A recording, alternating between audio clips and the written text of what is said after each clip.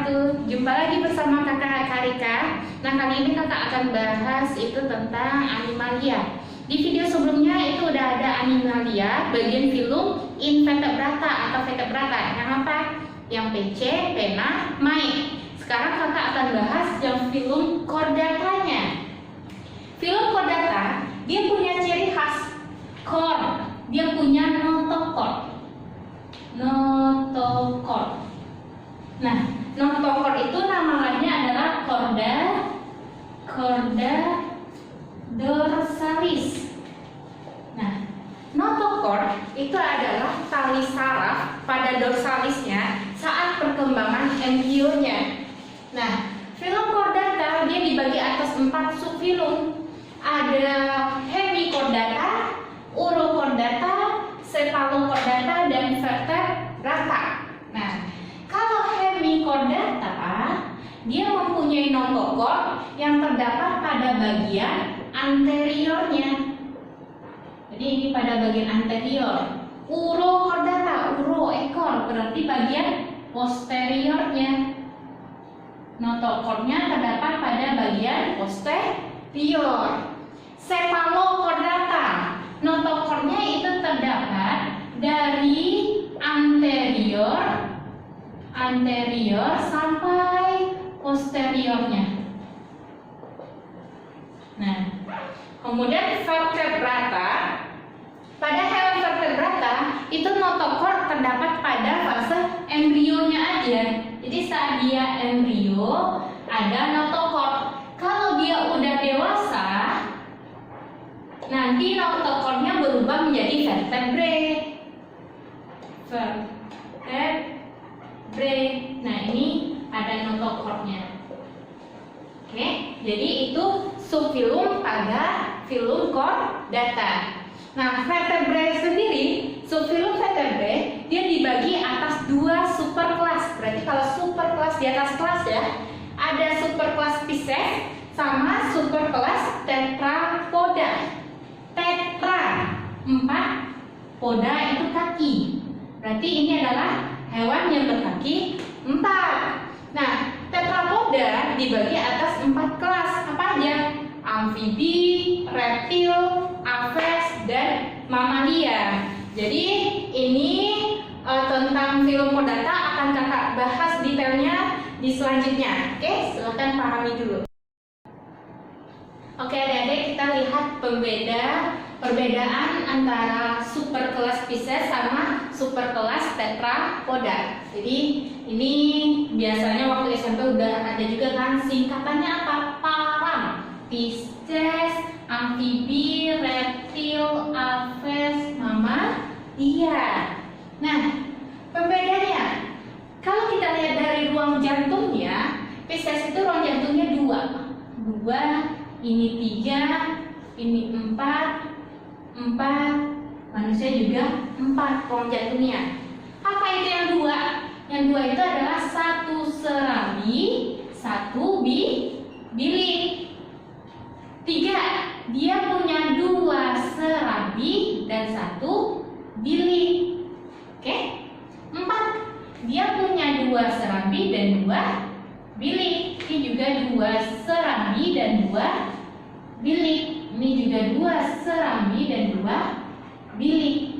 Jadi ada 4 ruang jantungnya. Kalau ini cuma 3, ini 2. Nah, kemudian kita lihat dari suhu tubuhnya.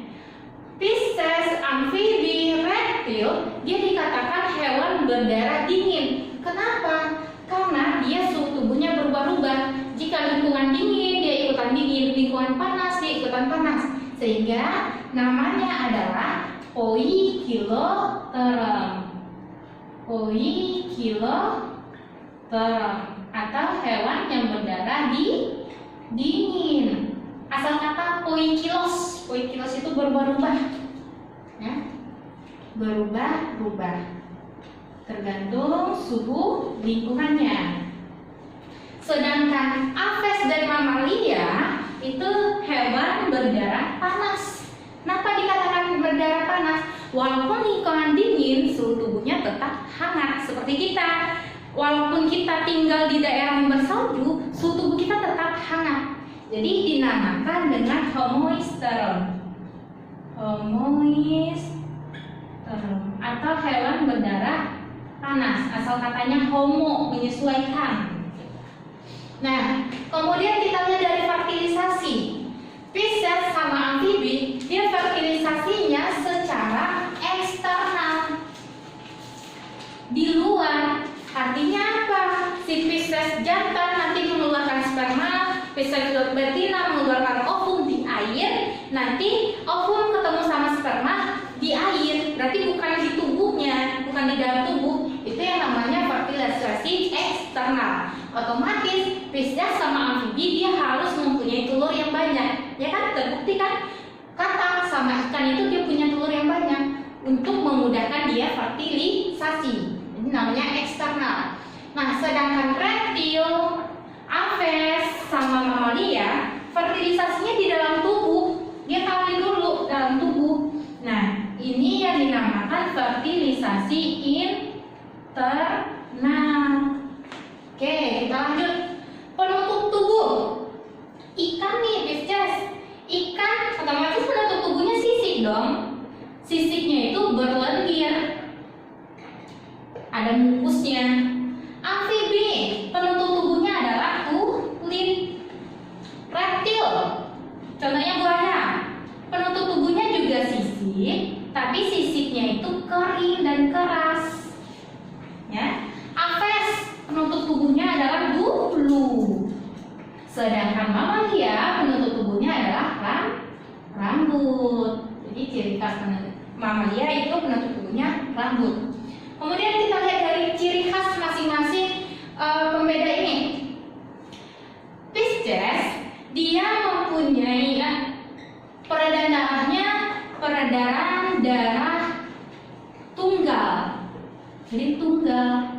Artinya darah masuk ke jantung cuma satu kali. Kenapa? Karena hanya punya satu serabi dan satu bilik. Kemudian pada ikan dia punya gurat sisi. Gurat sisi atau dinamakan linea lateralis. Nah, pernah lihat ikan? Nah, coba. Oke, kita gambar dulu ikannya. Nah, pernah nggak lihat ikan? Dia ada garisnya di sini. Nah, itu yang dinamakan dengan gurat sisi. Gurat sisinya itu fungsinya untuk menjaga tekanan, mengetahui tekanan air dan mengetahui arus air dan tekanan air atau sebagai alat keseimbangannya. Pernah nggak si ikan itu dia itu nggak seimbang? Enggak kan? Karena dia punya linea lateralis. Kemudian dia juga bisa melawan arus air karena punya linea lateralis atau gurat sisi.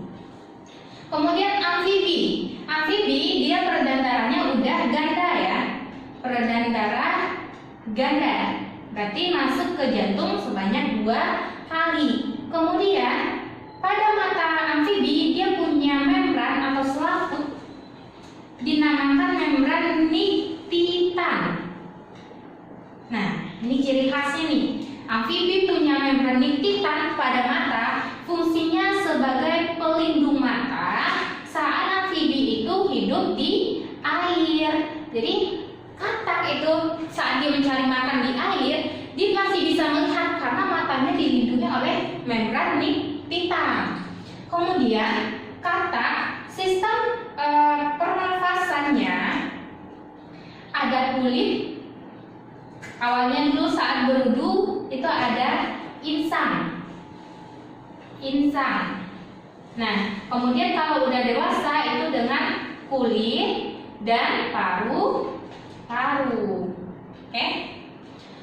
Kemudian amfibi dia ciri khas selanjutnya dia mengalami metamorfosis.